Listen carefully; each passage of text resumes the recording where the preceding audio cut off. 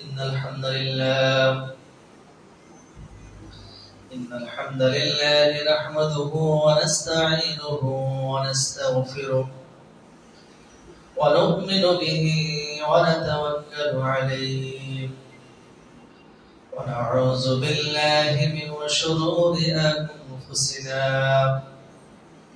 ومن سيئات أعمالنا من يهده الله فلا مضل له ومن يضلله فلا تجد له وليا مرشدا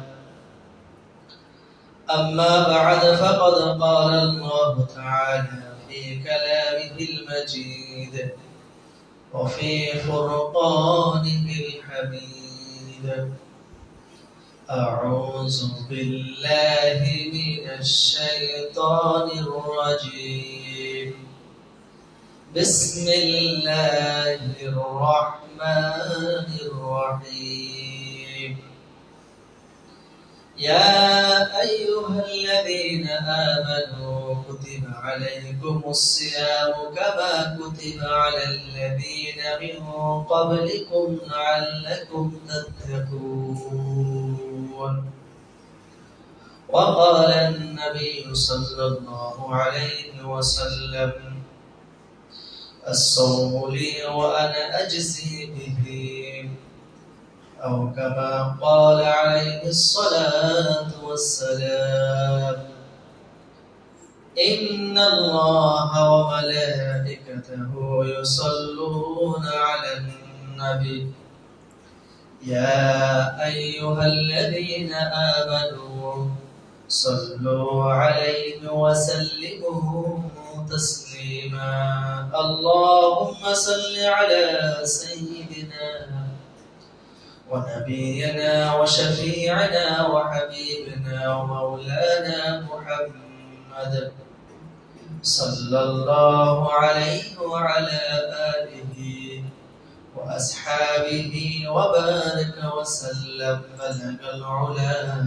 بكماله كشف الدجى بجماله حسنة جميع خصاله صلوا عليه وآله محمد مصطفى अगर फ़ायदा ना होते तो जमीन आसमां फ़ायदा ना करते बलगल उला बिकमालिही كشف الدجى بجماله حسنة جميع صالح صلوا عليه وآله الحمد لله ثم الحمد لله আল্লাহ পাক রব্বুল আলামিনের দরবারে লক্ষ কোটি শুকর সুজুদ যে আল্লাহ পাক রব্বুল আলামিন আমাদের সকলকে এই রমজান মাসে ইশারা জামাত আদায় করে তারাবির নামাজ আদায় করে আল্লাহ ঘরে বসার এবং কিছু কথা বলার শোনার তৌফিক দান করেছে এই কারণে মনিবুর দরবারে একবার কালিমাতুল শুকর আদায় করি আলহামদুলিল্লাহ আল্লাহ পাক রব্বুল আলামিন ইচ্ছা করলে আমাকে আপনাকে অসুস্থ রেখে হাসপাতালের মধ্যে শোয়া রাখতে পারতেন কিনা জি কিন্তু আল্লাহ পাক রব্বুল আলামিন তিনি তা করেন নাই তিনি আমাদেরকে সুস্থ রেখেছেন শুধু সুস্থ রাখছেন তাই নয় তিনি সুস্থ রেখে আমাদেরকে এই দ্বীনি মজলিসে আসার জন্য সেই তৌফিক দান করেছেন এই কারণে আমরা আবারো আল্লাহ পাক রব্বুল আলামিনের দরবারে এই সুস্থতার জন্য একবার কালিমাতুল শুকর আদায় করি আলহামদুলিল্লাহ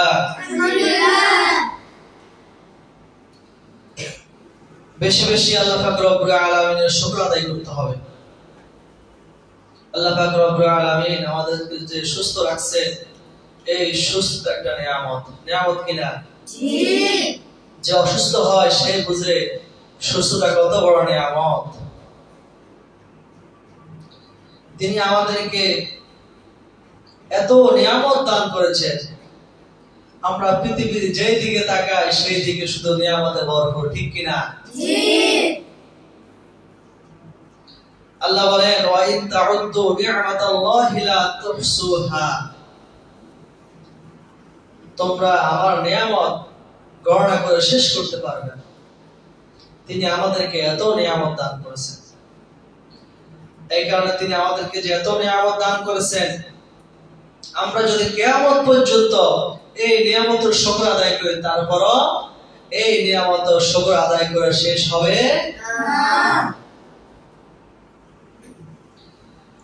যাক, আমরা ওইদিকে যাচ্ছি না, আমরা আমাদের মূল আলোচ্য আয়াতের দিকে আমরা যাচ্ছি।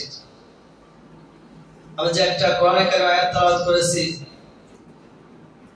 আল্লাহ তাআলা আয়াতের মধ্যে বলেন ইয়া আইয়ুহাল্লাযীনা আমানু।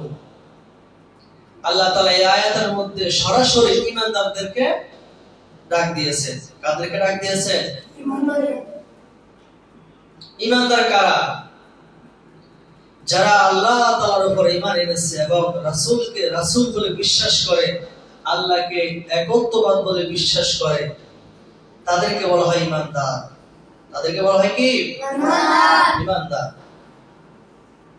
আল্লাহ তাআলা এই আয়াতের মধ্যে ঈমানদারদেরকে সরাসরি ডাক দিয়েছেন। কাদেরকে ডাক দিয়েছেন? আল্লাহ তাআলা একবার তাওরাত কিতাবে বনি ইসরায়েলবাসীকে ডাক দিলেন। ডাক দেওয়ার সাথে সাথে বনি ইসরায়েলবাসী এত বেশি খুশি হয়েছে, তারা এই খুশি হওয়ার সাথে সাথে উল্লাসে তারা বলে উঠলো নাহনু আবনাউল্লাহি ওয়া আহিব্বাউ, আমরা আল্লাহর ছেলে এবং আমরা তাহার প্রিয় পাত্র। আল্লাহ তাআলা তাদেরকে ডাকছেন কয়বার? একবার। কয়বার? একবার। তাদেরকে মাত্র একবার ডাক দিয়েছেন। আর আল্লাহ তাআলা উম্মতি মুহাম্মদকে কোরআনের মধ্যে 88 বার ডাক দিয়েছেন। সুবহানাল্লাহ। সুবহানাল্লাহ। কয়বার ডাক দিয়েছেন? 88 বার। তাহলে আমরা কেমন খুশি হওয়া দরকার আমাদের?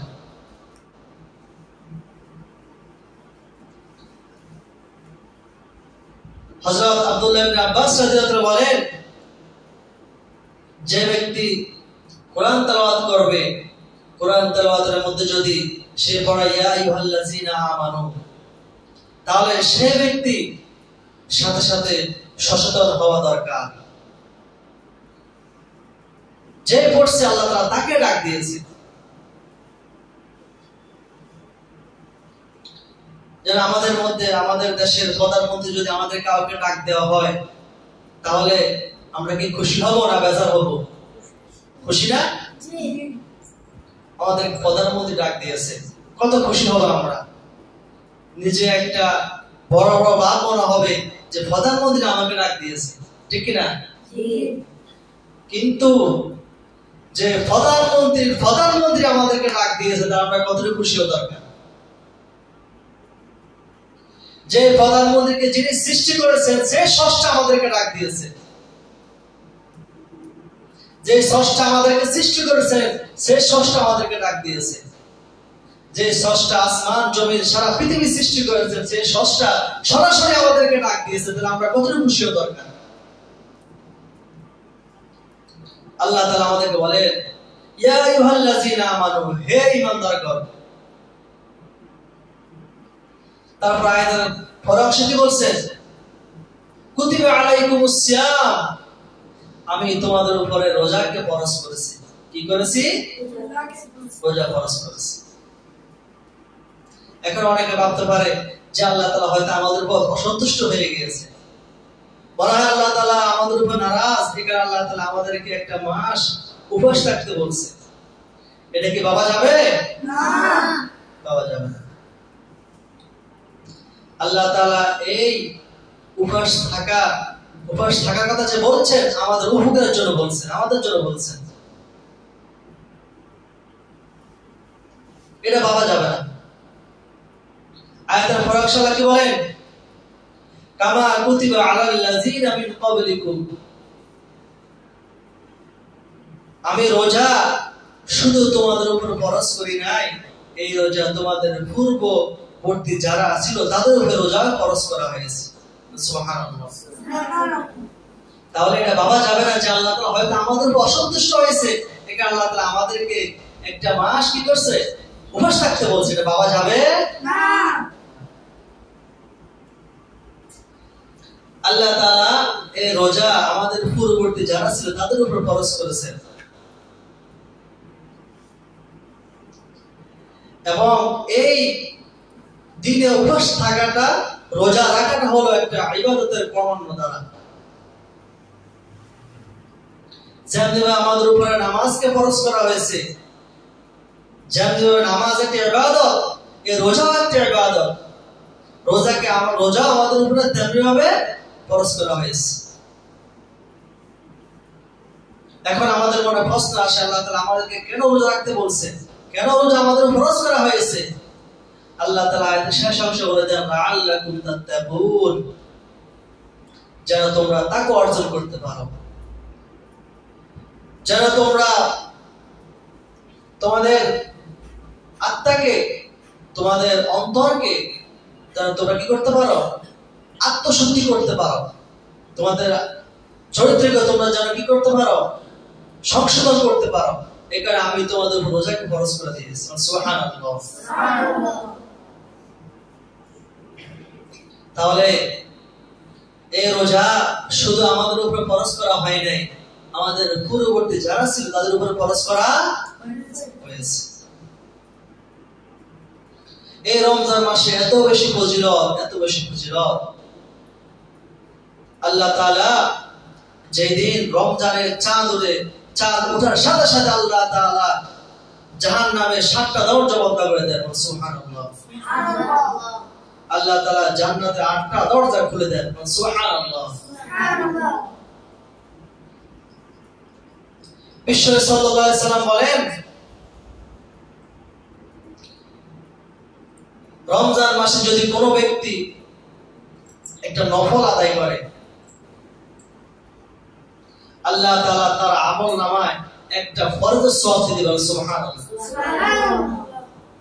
শুধু তাই নয়, কেউ যদি রমজান মাসে একটা ফরজ আদায় করে, আল্লাহ তাআলা তার আমলনামায় 70টা ফরজ সওয়াব লিখে দিবেন। সুবহানাল্লাহ। এত ফজিলত রমজান মাস। এই রমজান মাসে আল্লাহ তাআলা ইবলিস শয়তানকে সমুদ্রের তলদেশে আল্লাহ তাআলা বন্দী করে রাখেন, যেন শয়তান মানুষদেরকে ধোঁকা দিতে না পারে। যারা মানুষ ইবাদত করতে, শয়তান যেন মানুষের ইবাদতের মধ্যে ডিস্টার্ব করতে না পারে, যেন ইবাদতের মধ্যে বিঘ্ন না ঘটে, এটা আল্লাহ তাআলা শয়তানকে সমুদ্রের তলদেশে বন্দী করে রাখেন। আল্লাহ তাআলা চান যে আমরা রমজান মাস পাই, আমরা যেন আল্লাহ তাআলার ইবাদত করি, নিজের গুনাহ আমরা মাফ করি। বিশ্ব সাল্লাল্লাহু আলাইহি সাল্লাম 3 ব্যক্তির জন্য দোয়া করেছেন। কয় ব্যক্তির জন্য?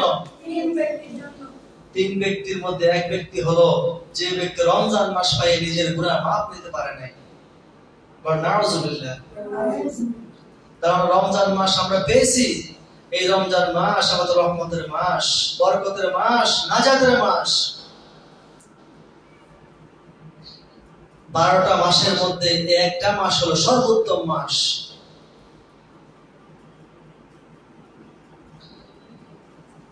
তাহলে আমরা চেষ্টা করবো যে আমরা রমজান পেয়ে আমরা নিজের গুনাহ মাফ নিতে পারি, এই রমজানের হক আদায় করে আমরা রোজা রাখতে পারি।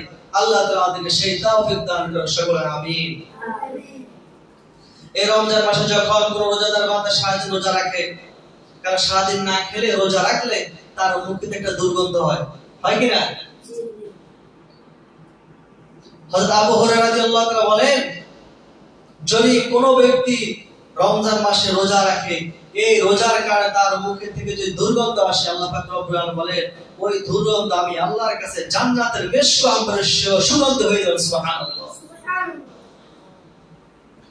এই রোজাদারের এত বেশি মর্যাদা, এত বেশি দাম আল্লাহর কাছে। আল্লাহ তাআলা বলেন, হাদিসের মধ্যে বলেন, বিশ্ব সাল্লাল্লাহু আলাইহি হাদিসের মধ্যে বলেন, আস-সাওমু লি ওয়া আনা আজজি বিহি, যে এই রোজা হলো আমার জন্য। রোজা কার জন্য? আল্লাহ বলে রোজা আমার জন্য। সমস্ত ইবাদত হলো আমাদের জন্য। সমস্ত ইবাদত কার জন্য? নামাজ আমাদের জন্য। আমরা যদি নামাজ না পড়ি আমরা জাহান্নামে চলে যাব। হজ না করলে আমাদের সমস্যা হবে, আমরা জাহান্নামে যাব। যাকাত আমাদের উপরে যদি যাকাত ফরজ হয়, আমরা যাকাত না দিলে আমাদের সমস্যা হবে, আমরা এই যাকাতের কারণে আমরা জাহান্নামে যেতে হবে, যাকাত না দেওয়ার কারণে। কিন্তু আল্লাহ বলেন সমস্ত ইবাদত তোমার জন্য, রোজা শুধুমাত্র আমার জন্য। সুবহানাল্লাহ। রোজা কার জন্য? কার জন্য? আল্লাহ বলেন বান্দা রোজা আমার জন্য, আর এই রোজার পুরস্কার আমি আল্লাহ নিজেই তোমাকে দান করব। সুবহানাল্লাহ। তাহলে রমজান মাসে রোজা রাখার দরকার আছে না নাই? আছে। রোজার মাস হলো ঈমানদারের ঈমান বৃদ্ধি করার মাস, ঈমান বৃদ্ধি করার মাস। আমরা সারা মাস আমরা ঠিকমতো নামাজ পড়তে পারি না ব্যস্ততার কারণে। কেউ অফিস চাকরি করে, অফিসে চাকরি করে নামাজ পড়তে পারে না, ঠিকমতো কোরআন তেলাওয়াত করতে পারে না, ইবাদত বন্দেগী করতে পারে না, 5 ওয়াক্ত নামাজ জামাতে পড়তে পারে না। আস্তে আস্তে তার ঈমানটা ডাউন হয়ে যায়। কি হয়ে যায়? ডাউন হয়ে যায়। এই রমজান মাস হলো ঈমানদারের ঈমান চার্জ ফুল করার মাস। আমরা এই রমজান মাসে আমরা আমাদের ঈমান আমরা চার্জ দিয়ে ফুল করব, ইবাদত করে আমাদের ঈমানকে আমরা পরিপূর্ণ করব। এই রমজান মাসে আমরা এই রমজান মাসের জন্য আমরা আর্থিক প্রস্তুতি নিব, পুরো প্রস্তুতি নিব। যেরকম আমাদের পৃথিবীর সব কাজে আমরা পূর্ব থেকে প্রস্তুতি নিই। আমাদের বিয়ে শাদী হলে আমরা পূর্ব থেকে প্রস্তুতি নিই না? আগ থেকে আমরা প্রস্তুতি নিই, অমুক মাসে বিবাহ, আমি এখন কাজ থেকে বিবাহের প্রস্তুতি নিব। যেন আমার বিয়ের দিন কোনো কাজ থাকে না, যেন জরুরি কোনো কাজ না পড়ে। আমরা আমাদের সব কাজ আমরা আগে থেকে সেরে ফেলি। আমাদের কোনো অনুষ্ঠান থাকলে আমরা আগ থেকে আমরা কি করি? অনুষ্ঠানের প্রস্তুতি নিই, যেন অনুষ্ঠানের দিন আমাদের কোনো কাজ না থাকে। তদ্রূপ এই রমজানের জন্য আমাদের পূর্ব থেকে প্রস্তুতি নেওয়া দরকার, যেন আমরা এই রমজান মাসে কি করি? আমাদের ঈমানটা যেন বৃদ্ধি করতে পারি, আমাদের ঈমানের সার্চ আমরা পূর্ণ করতে পারি। ঠিক কিনা? এই রমজানের কারণে মানুষের দুইটা উপকার হয়। কয়টা উপকার? দুইটা উপকার। একটা হলো নিজের ঈমান বৃদ্ধি পায়, নিজের আত্মশুদ্ধির উপকার। আর একটা হলো আমাদের দেহের উপকার। কিসের উপকার? দেহের উপকার। বাদশা হারুন রশিদের দরবারে একবার এক ডাক্তার আসলেন। কে আসলেন? এক খ্রিস্টান ডাক্তার আসলেন। বাদশা হারুন রশিদের কারণে বাদশা হারুন রশিদের কাছে অনুমতি চাওয়া হলো যে উনি বাদশার সাথে দেখা করতে চান। তখন বাদশা তাকে দেখা করে কি দিলেন? অনুমতি দিলেন। তো খ্রিস্টান তিনি একজন বিজ্ঞ ডাক্তার। তিনি বাদশা হারুন দরবারে গিয়ে বললেন, হে বাদশা, আপনাদের কোরআন আল্লাহ তাআলা সব কিছুর সমস্যার সমাধান করে দিয়েছেন, সব সমস্যার সমাধান করে দিয়েছেন, সব কিছু উল্লেখ করেছেন। মানব দেহের সুস্থ থাকার জন্য আল্লাহ তাআলা কোরআনে কোনো কিছু বলছেন কিনা, কোনো নির্দেশ দিয়েছেন কিনা? তখন বাদশা হারুন রশিদ তিনি আলেমদেরকে সম্বোধন করে বললেন, তারা দরবারে অনেক আলেম বসা ছিল, তাদেরকে সম্বোধন করে বললেন, হে আলেমরা, তোমরা এই ডাক্তারের উত্তর দিয়ে দাও, ডাক্তার কি জানতে চায়। তখন সাথে সাথে একজন আলেম দাঁড়িয়ে গেলেন, তার নাম হলো হযরত আব্দুল্লাহ ইবনে হুসাইন, হযরত আলী ইবনে হুসাইন। তিনি দাঁড়িয়ে গেলেন, দাঁড়িয়ে বললেন, অবশ্যই আল্লাহ পাক রব্বুল আলামিন আমাদের শরীরকে সুস্থ রাখার জন্য তিনি কোরআনের মধ্যে নির্দেশ দিয়েছেন। ডাক্তার জিজ্ঞেস করলো, কি নির্দেশ দিয়েছেন তুমি বলে দাও। সাথে সাথে আলেম দাঁড়িয়ে বললেন, কুলু ওয়াশরাবু ওয়া লা তুসরিফু, তোমরা খাও এবং পান করো কিন্তু অপচয় করো না। ওই আলেম দাঁড়িয়ে বললেন, আল্লাহ তাআলা কোরআনে আমাদেরকে বলছেন তোমরা খাও এবং পান করো, তবে অপচয় করিও না। এই আয়াত থেকে বোঝা যায় আল্লাহ তাআলা আমাদেরকে বলছেন যে তোমরা তোমাদের যতটুকু প্রয়োজন এতটুকু খাও, তার চেয়ে বেশি খেও না। যদি তোমরা পরিমাণ মতো খেতে পারো তাহলে তোমাদের কখনো শরীরের মধ্যে রোগ আসবে না, ফ্যাটের কোনো সমস্যা হবে না, শরীরে বড় বড় কোনো রোগ তোমাদেরকে আক্রমণ করবে না। এটা আল্লাহ তাআলা আমাদেরকে শিক্ষা দিয়েছে যে তোমার যতটুকু প্রয়োজন এতটুকু খাও, তুমি তার চেয়ে বেশি খেও না। কিন্তু এখন তো দেখা যায় আমাদের আমরা খেতে খেতে গলা পর্যন্ত খাই, তারপরে আমাদের সব মিটে মনে হয় যে কম খেয়ে ফেলছি, ঠিক না? তাই আমরা খেতে হবে, পরিমাণ মতো খেতে হবে। যতটুকু খেলে, যতটুকু খাওয়া আমার শরীরে দরকার এতটুকু খেতে হবে, তার চেয়ে বেশি খাওয়া যাবে না। যদি আমরা এই পন্থা অবলম্বন করি কখনো আমাদের শরীরে কোনো বড় কোনো রোগ দেখা দিবে না, কখনো আমাদের ডায়াবেটিস হবে না, আমাদের আলসার হবে না, গ্যাস্ট্রিক হবে না, আমাদের হাই প্রেশার হবে না, আমাদের কোলেস্টেরল কারণ হবে না, যদি আমরা এই পন্থা অবলম্বন করতে পারি। তখন ওই ডাক্তার আবার জিজ্ঞেস করলো, হে আলেম তুমি বলো তোমাদের নবী বিশ্ব সাল্লাল্লাহু আলাইহি সাল্লাম হাদিসের মধ্যে তোমাদেরকে অনেক নির্দেশ দিয়েছেন, কিন্তু সুস্থতা সম্পর্কে কোনো নির্দেশ দিয়েছেন কিনা? তখন আলেম ডাক দিয়ে বলবেন, হ্যাঁ হ্যাঁ হ্যাঁ, বিশ্বনবী আমাদেরকে হাদিসের মধ্যে সুস্থতার ব্যাপারে আমাদেরকে বলে গিয়েছেন। কি বলে গিয়েছেন? তিনি হাদিসটি বর্ণনা করলেন। বিশ্বনবী সাল্লাল্লাহু আলাইহি সাল্লাম বলেন হাদিসের মধ্যে, তোমার দেহের যা প্রয়োজন তুমি তাই দাও দেহকে। কি বলছে? তোমার দেহের যা প্রয়োজন তুমি দেহকে তাই দাও। তারপর অংশ বলছেন, তারপর অংশ তিনি এভাবে বলছেন যে তুমি যদি তোমার দেহকে সেভাবে দিতে পারো তাহলে তো কখনো তোমার দেহের প্রতি কোনো রোগ আসবে না। তোমার দেহকে যতটুকু তোমার দেহ যেটা চায় ওটা তোমার দেহকে তুমি দাও, এর অতিরিক্ত দিও না। হাদিসের শেষ অংশে আরেকটা কথা বলছেন যে যদি তুমি সতর্ক থাকো, সতর্কতা হলো চিকিৎসা থেকে উত্তম। সতর্কতা হলো চিকিৎসা থেকে কি উত্তম।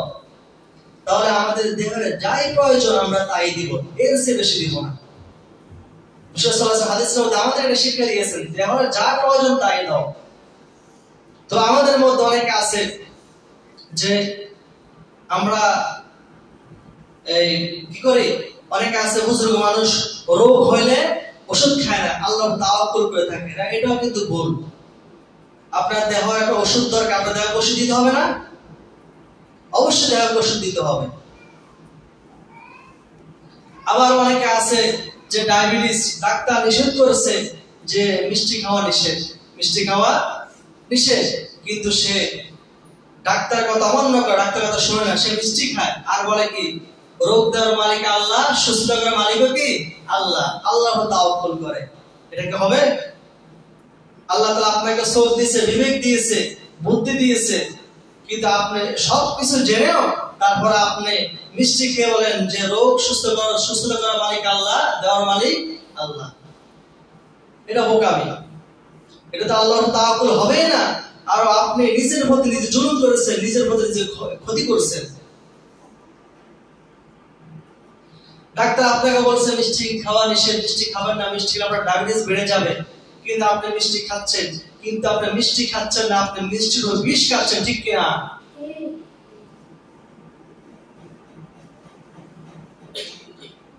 যে মিষ্টি খায়, এই মিষ্টি খাওয়ার কারণে আপনার যদি মৃত্যু হয়, আপনার ডায়াবেটিস বা আপনার রোগ মৃত্যু হয়ে যায়, তাহলে আল্লাহ পাক রব্বুল আলামিন আপনাকে যদি আত্মহত্যার জন্য ধরে, তাহলে আপনি আল্লাহর কাছে কি জবাব দিবেন? তা আমরা চেষ্টা করব যে আমরা যেন এমন খাওয়া না খাওয়া যে খাওয়ার আমাদের শরীরের জন্য ক্ষতি হয়। আমরা কম কম খাওয়ার চেষ্টা করব। এই রোজার কারণে আমাদের শরীরের উপকার হলো এটাই যে আমরা কম খাবো, কম খেয়ে আমাদের শরীরকে আমরা সুস্থ রাখবো। আর আমরা এখন যদি সারাদিন উপবাস থাকি শরীর সুস্থ রাখার জন্য, যদি আমরা ইফতারের সময় পেট ভরে খাই একদম গলা পর্যন্ত, তাহলে আমাদের কি সুস্থ থাকা হবে? লাভ হলো কি? আমরা এমন খাওয়া খাবো না যে খাওয়ার কারণে আমাদের শরীরে ক্ষতি হয়। একবার মদিনার মধ্যে একজন ডাক্তার আসলো, এমবিবিএস ডাক্তার। চিন্তা করলো মদিনার মধ্যে তো বড় বড় ডাক্তার নাই, আমি মদিনার মধ্যে চিকিৎসা করবো, চিকিৎসা আমি অনেক টাকা ইনকাম করবো। তিনি সেই উদ্দেশ্যে মদিনা আসছে চিকিৎসা করার জন্য। তিনি মদিনা অনেকদিন থাকার পরে তিনি দেখলেন তার কাছে কোনো রোগী আসতেছে না, কেউ অসুস্থ হচ্ছে না। তখন তিনি বিশ্ব দরবারকে বললেন, ইয়া রাসূলুল্লাহ, আমি মদিনা আসছি মানুষের চিকিৎসা করার জন্য, কিছু টাকা ইনকাম করার জন্য, কিন্তু আমি তো চিকিৎসা করতে পারতেছি না, আমার ইনকাম হচ্ছে না, এর কারণ কি? বিশ্ব সাল্লাল্লাহু আলাইহি ওয়াসাল্লাম বলেন, মানুষ, এই মদিনা মানুষ, তারা একটা কথা আমল করে, তারা যখন তাদের ভোক লাগে তখন তারা খাওয়া খায়, কিন্তু পরিপূর্ণ খিদা পূর্ণ হওয়ার আগেই তারা খাওয়া বন্ধ করে দেয়। যদি কোনো ব্যক্তি যদি পেট ভরে খাওয়া না খায়, কিছু জায়গা খালি রাখে, তাহলে তার কখনো জীবনে তার পেটে কোনো সমস্যা হবে না, তার কখনো রোগ হবে না। এই খাওয়া থেকে রোগ হয়।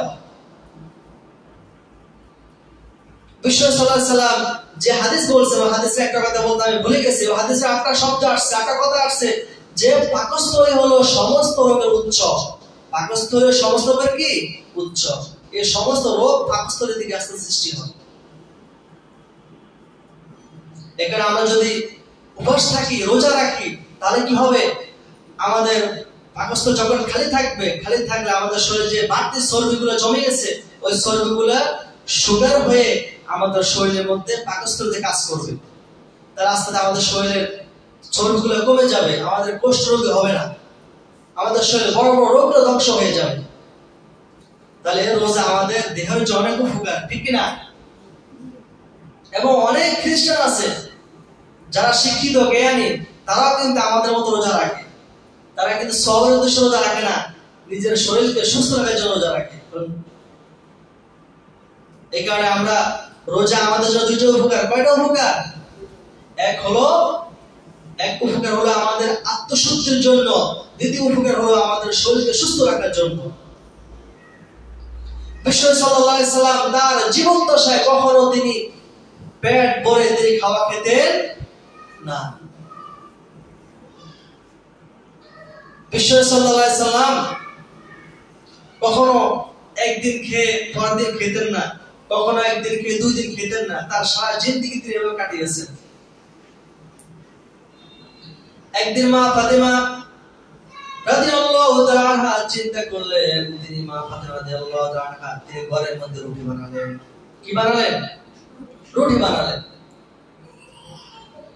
সকলের জন্য একটা একটা রুটি বানালেন, স্বামীর জন্য একটা বানালেন, সন্তান 2 জন সন্তানের জন্য 2টা রুটি বানালেন, তার জন্য একটা রুটি বানালেন। মা ফাতেমা রাদিয়াল্লাহু তাআলা যখন রুটিকে কামড় দিবেন, কামড় দেওয়ার সাথে সাথে তার বাবার কথা মনে পড়ে গেল। মা ফাতেমা রাদিয়াল্লাহু তাআলা রুটিটা না খেয়ে তিনি বিশ্বনবীর দরবারে চলে গেলেন। বিশ্বনবীর দরবারে গিয়ে বললেন, ইয়া রাসূলুল্লাহ, আমি একটা রুটি বানালাম, যখন আমি রুটিটা মুখে দিব তখন আপনার কথা মনে পড়ে গিয়েছে।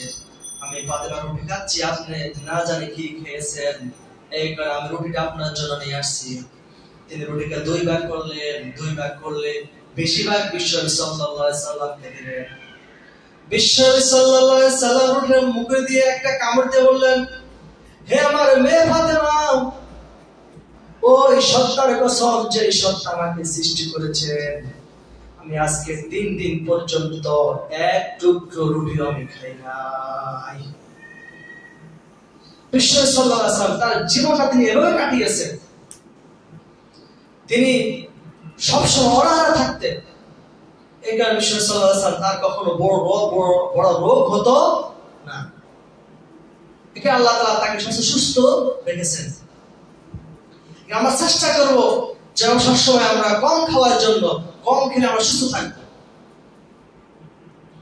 বাঘের সিংহ, বনের সিংহ আছে না, সিংহ, সিংহ হলো বনের রাজা। সিংহ কি বলা হয়? বনের রাজা। সিংহ অনেক শক্তিশালী।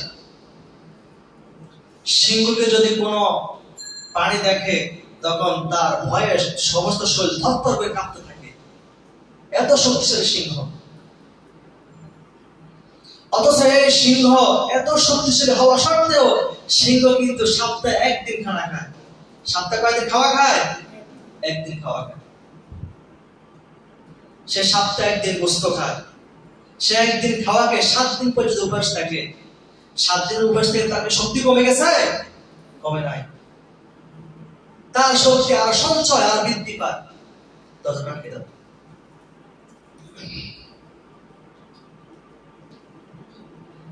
এই সিংহ সপ্তাহে একদিন খাওয়া খায়, খাওয়াকে তার এত শক্তি।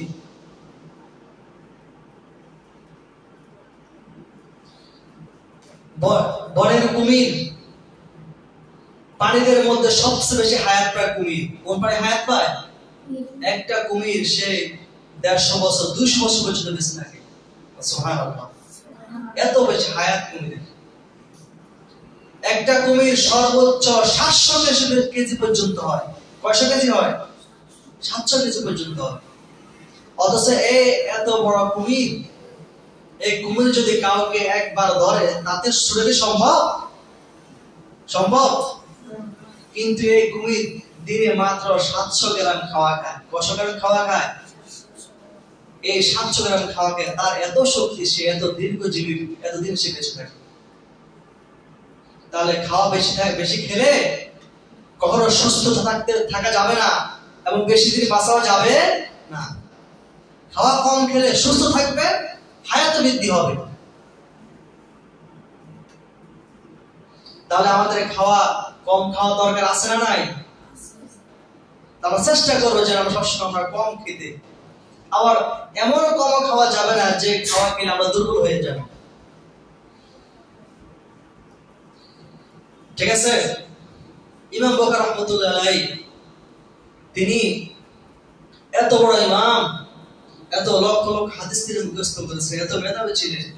অথচ ইমাম বুখারী রাহমাতুল্লাহ আলাইহি তিনি একদিনে মাত্র 7টা বাদাম খেয়ে বাঁচতেন। কয়টা বাদাম খেতেন? তিনি দিনে একটা মাত্র 7টা বাদাম খেতেন। আমাদের মনীষী এমন ছিল।